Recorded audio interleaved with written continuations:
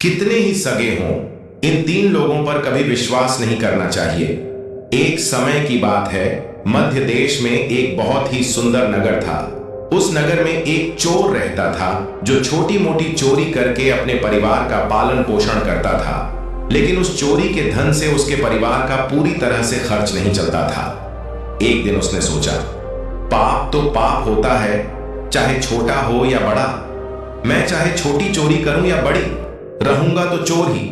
पकड़े जाने पर दंड भी उतना ही मिलेगा, तो क्यों ना मैं बड़ी चोरी करूं। ऐसा निश्चय करके उसने उस नगर के राजा के खजाने को लूटने की योजना बनाई। रात होने पर वह राजमहल में घुस गया। किसी तरह वहां पहुंचा जहां राजा का खजाना था। वहां पहुंचकर उसने देखा कि खजाने पर कई सैनिक पहरा दे रहे थे। सख्त पहरा देखकर चोर को लगा, इनकी आंखों में धूल झोंकना बहुत कठिन काम है। ये तो साक्षात काल पहरा दे रहा है। अगर मैंने चोरी करने की कोशिश की तो शायद जीवित नहीं बचूंगा। यह सोचकर वह उल्टे पांव लौट पड़ा। लौटते समय उसने सोचा, खाली हाथ लौटने से तो अच्छा है कि कुछ ना कुछ तो यहां से ले ही चलूं। मेरा यहां आना व्यर्थ नहीं होना चाहिए। चोर के दिमाग में विचार आया, राजा के शयन कक्ष में जाना चाहिए जहां राजा सोता है। शायद इस समय राजा अपने कपड़े उतारकर सो गया होगा। मैं राजा के राजवस्त्र चुरा कर ले आऊंगा और उन्हें पहनकर आसानी से धन चुराकर यहां से निकल जाऊंगा। पहरेदार को लगेगा कि मैं राजा हूं, तो वे मेरे रास्ते में नहीं आएंगे और मेरा काम आसान हो जाएगा। ऐसा निश्चय करके चोर राजा के शयन कक्ष के पास पहुंच गया। उसने धीरे से पर्दा हटाकर अंदर झांका और नजारा देखकर आश्चर्यचकित रह गया। उसने देखा कि राजा गहरी नींद में सो रहे हैं और उनकी रानी अर्धनग्न अवस्था में पलंग पर बैठी हुई है। रानी को जागता देख चोर के हाथ पांव फूल गए। वह एक तरफ दीवार से सटकर खड़ा हो गया और रानी के सो जाने का इंतजार करने लगा। थोड़ी देर बाद फिर उसने पर्दा हटाकर देखा कि रानी सोई है या नहीं, क्योंकि रानी सो जाए तो राजा के वस्त्र चुराए जाएं। लेकिन चोर ने देखा कि रानी अभी भी उसी तरह बैठी हुई थी। यह देखकर चोर ने सोचा, यहां तो बहुत मुश्किल है। वह वहां रखी हुई टेबल पर बैठने लगा। जैसे ही वह टेबल पर बैठा, उस पर रखी पानी की गिलास नीचे गिर गई। इस आवाज से राजा की नींद तो नहीं खुली, पर रानी तलवार लेकर बाहर आ गई और चोर की गर्दन पर तलवार रख दी।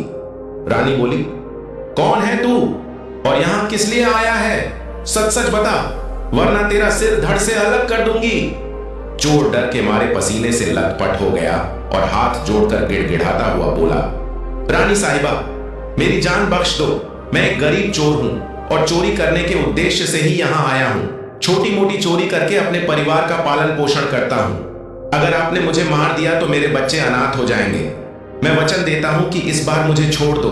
मैं कभी दोबारा राजमहल की तरफ मुड़कर भी नहीं देखूंगा।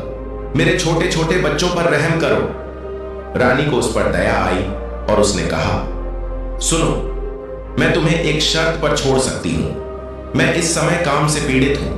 यदि तुम मेरे साथ समागम करोगे तो मैं तुम्हें यहां से जाने दूंगी, वरना एक ही झटके में तुम्हारा सिर काट दूंगी।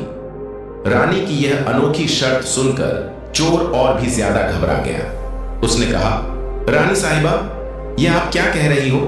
मैं तो एक साधारण चोर हूं और आप इतने बड़े राज्य की महारानी हैं। मेरी क्या औकात है कि मैं आपके साथ ऐसा करूं? मेरे लिए तो यह सोचना भी बहुत बड़ा पाप है। रानी ने कहा, मैं कुछ नहीं सुनना चाहती। अगर तुम्हें अपनी जान प्यारी है तो जैसा कहती हूं वैसा ही करो, वरना मरने के लिए तैयार हो जाओ। रानी का ऐसा प्रस्ताव सुनकर चोर की जान हलक में अटक गई। वह सोचने लगा, आज मैं बहुत बड़ी मुसीबत में फंस गया हूं। अगर रानी की बात नहीं मानी तो भी मारा जाऊंगा और मान ली तो भी मारा जाऊंगा। चोर बहुत बड़ी दुविधा में पड़ गया कि आखिर क्या करूं। अंत में उसने रानी के साथ समागम करने की बात को स्वीकार कर लिया और बोला, रानी साहिबा, मुझे 5 मिनट का समय दे दो। मुझे बहुत जोर से लघु शंका लगी है। पहले मुझे लघु शंका से निवृत्त होने दो, उसके बाद आप जैसा कहोगी मैं वैसा ही करने के लिए तैयार हूं। रानी ने तुरंत तलवार के इशारे से शौचालय की तरफ इशारा कर दिया और चोर उस दिशा में चल पड़ा। रानी वहीं खड़ी होकर उसके लौटने का इंतजार करने लगी। चोर ने इस बीच रानी की नजर से बचकर वहां से भागने की कोशिश की, भागते भागते जब वह द्वार पर पहुंचा तो द्वार पर तैनात सैनिक ने उसे पकड़ लिया और उससे पूछताछ करने लगा। चोर डर से कांपता हुआ सच सच बताने लगा, मैं एक चोर हूं और राजमहल में चोरी करने आया था, लेकिन रानी ने मुझे पकड़ लिया और छोड़ने के बदले एक शर्त रखी थी कि मैं उसके साथ समागम करूं, इसलिए मैं लघु शंका का बहाना बनाकर वहां से भाग आया। सैनिक ने कहा, देख भाई, मैं तुझे एक शर्त पर जाने दूंगा।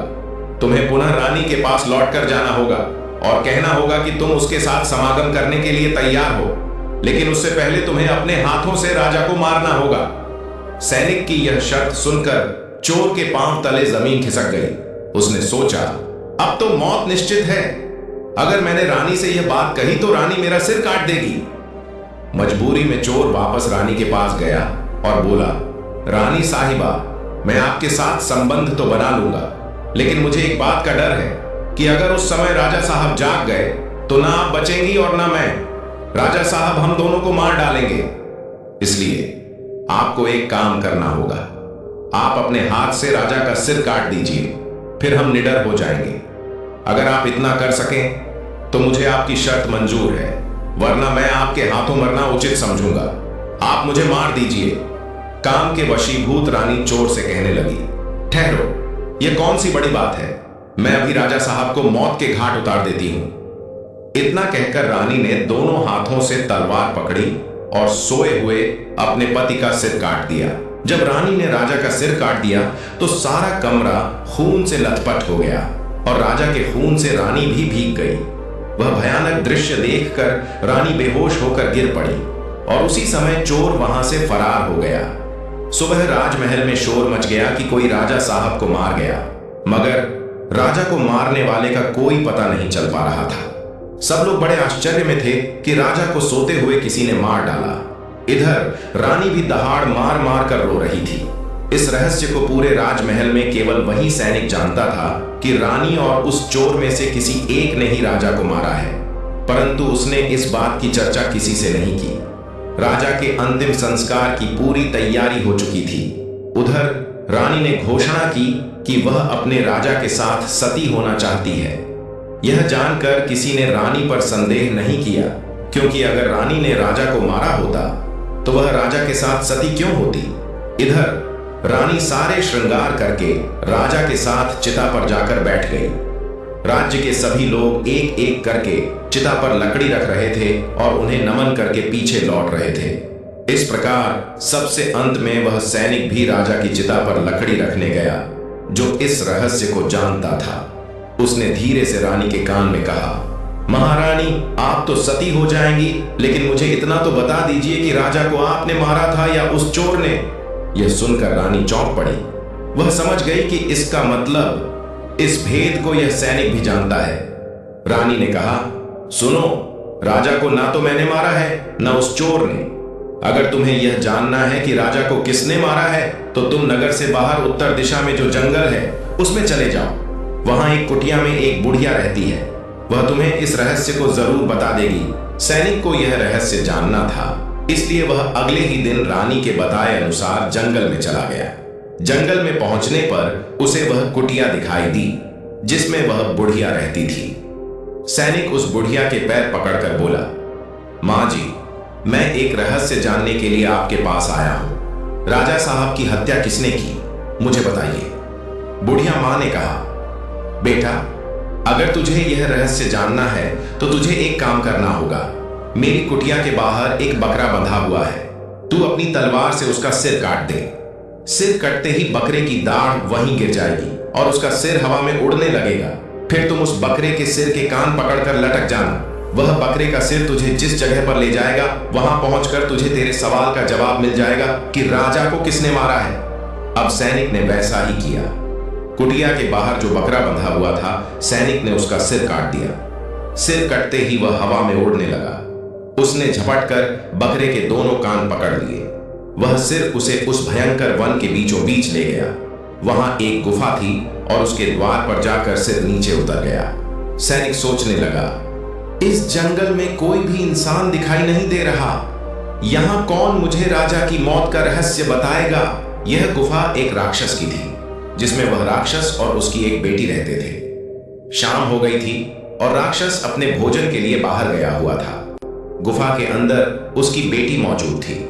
जैसे ही राक्षस कन्या को किसी मनुष्य की गंध का एहसास हुआ, वह द्वार पर निकली।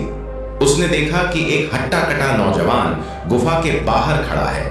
राक्षस कन्या ने सोचा, अगर इसे खा लिया तो भूख मिट जाएगी और जिंदा रखा तो कई काम आएगा। राक्षस कन्या ने तुरंत एक सुंदर लड़की का रूप बनाया और उसके सामने आ खड़ी हुई। इतनी सुंदर स्त्री उसने पहले कभी नहीं देखी थी। सैनिक उसे देखते ही उस पर मोहित हो गया। लड़की ने उसे अपनी गुफा में बुला लिया और उसके साथ समय बिताया। जब राक्षस के लौटने का समय हुआ तो लड़की ने उसे मक्खी बनाकर दीवार पर चिपका दिया। राक्षस आया और बेटी से पूछा, बेटी, मुझे मनुष्य की गंध आ रही है, कोई इंसान हमारी गुफा में घुस आया है क्या? बेटी ने बहाना बनाते हुए कहा, पिताजी, कैसी बातें कर रहे हैं? हमारे होते हुए कौन यहां आने की हिम्मत करेगा?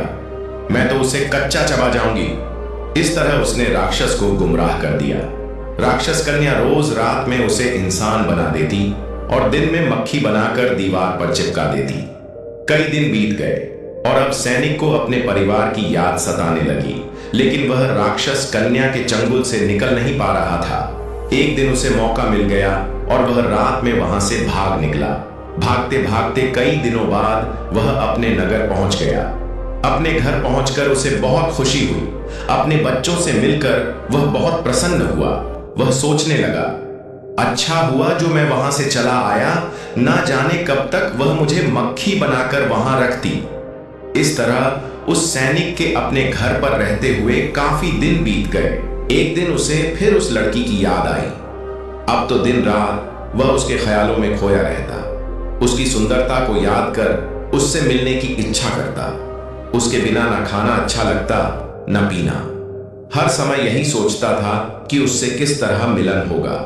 सैनिक उस राक्षस कन्या से मिलने के लिए तड़पने लगा और उसने फिर से उसके पास जाने का निश्चय किया। उसने सोचा, पिछली बार तो मुझे उस बुढ़िया ने वहां पहुंचा दिया था, लेकिन अब मैं वहां से भागकर आया हूं, इसलिए मुझे रास्ते का भी ज्ञान नहीं है। क्यों ना एक बार फिर उस बुढ़िया की सहायता ले लूं। ऐसा सोचकर वह उस बुढ़िया की कुटिया पर पहुंच गया और हाथ जोड़कर बोला, हे माता, एक बार मुझे फिर से उसी स्थान पर भेज दो जहां पहले भेजा था। अब वह सैनिक राजा की हत्या का रहस्य भूल चुका था। राक्षस कन्या से मिलने की बेचैनी उसके अंदर बढ़ती जा रही थी। बुढ़िया समझ गई कि यह काम के वशीभूत है। उस बुढ़िया ने कहा, बेटा, पहले तो मेरे पास एक बकरा था जिसके कान पकड़कर तुम वहां चले जाते, अब तो वह भी नहीं है। अब मैं तुम्हें कैसे पहुंचाऊं? तब सैनिक ने कहा, हे माता, मैं जीवन भर आपका गुलाम रहूंगा, एक बार उस लड़की से मुझे मिला दो। बुढ़िया ने कहा, बेटा, मैं तुझे मिला तो दूंगी, पर इसके लिए तुझे अपने बेटे को मेरे पास लाना होगा। सैनिक बोला, यह कौन सी बड़ी बात है? इतना कहकर सैनिक अपने बेटे को बुलाकर ले आया। बुढ़िया ने कहा, बेटा, जिस तरह तुमने बकरे का सिर काटा था, उसी तरह तुम अपने बेटे का सिर भी काट देना, फिर उसी तरह इसका सिर भी हवा में उड़ने लगेगा। तुम इसका सिर पकड़ लेना और यह तुम्हें उसी स्थान पर पहुंचा देगा। काम के वशीभूत वह सैनिक अपने बेटे का सिर काटने के लिए तैयार हो गया। जैसे ही उसने तलवार लेकर बेटे का सिर काटना चाहा, तब उस बुढ़िया ने उसका हाथ पकड़ लिया और कहने लगी, ठहरो, यही तुम्हारे प्रश्न का जवाब है। चाहे कितने ही सगे हों, इन पर कभी भी विश्वास नहीं करना चाहिए। पहले राजा को ना चोर ने मारा था, ना रानी ने। राजा को हवस ने मारा था। जिस तरह काम वासना में अंधा होकर तुम अपने बेटे को मारने के लिए तैयार हो गए, उसी हवस के वशीभूत होकर मनुष्य अंधा हो जाता है और गलत से गलत काम भी कर जाता है। दूसरा, धन के लालच में आकर कोई भी किसी को मार डालता है। और तीसरा, क्रोधी व्यक्ति क्रोध में अंधा होकर सब कुछ भूल जाता है और वह सब कर डालता है जिससे जीवन भर उसे पछताना पड़ता है।